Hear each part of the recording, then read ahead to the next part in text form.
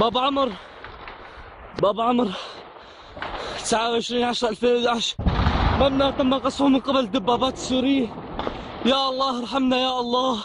From Aleppo to Hama, Damascus to Homs, more than 25 journalists were killed in the line of duty in Syria in 2012.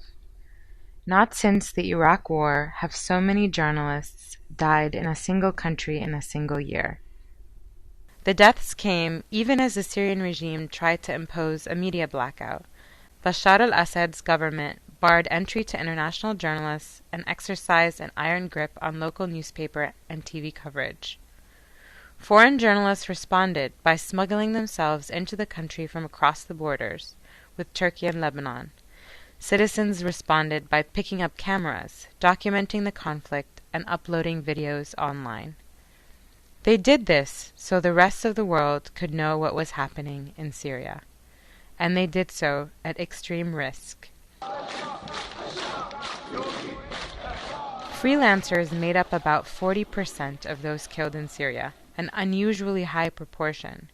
They include Rami al-Sayed, a videographer whose work was picked up by international news outlets. هذه هي آثار الدمار الذي خلفته كتائب الأسد في قصفها لمدينة حمص.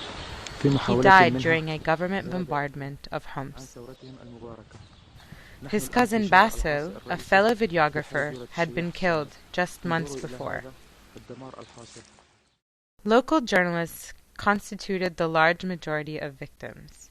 Mazhar Tayyara, a Syrian photojournalist who contributed to Agence France Presse, CNN, and Al Jazeera, was killed in government shelling. 4 international journalists also lost their lives.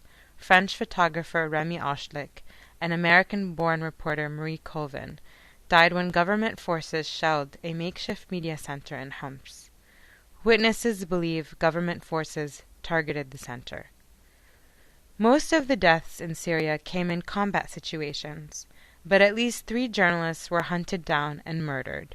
Security forces in Hama launched an assault on the home of Abdel Karim al-Uqda, a cameraman and reporter for the Sham news network.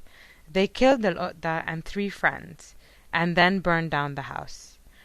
While government forces were responsible for the majority of fatalities, rebels and extremist groups were behind some of the deaths. Al-Qaeda-linked militants said they gunned down Ali Abbas, an editor for the state news agency, at his home in Damascus. Images pose a powerful threat to those who try to control information, and the death toll reflects that reality. About 70% of those killed carried a camera. Mika Yamamoto, a video and photo journalist for Japan Press, was traveling with rebels in Aleppo when she was shot at close range by government forces. The toll also illustrates the changing nature of news gathering. More than 50% of the victims worked online. They include Anas al-Tarsha, a videographer killed by a mortar round. He filmed clashes in Homs and uploaded hour after hour of footage.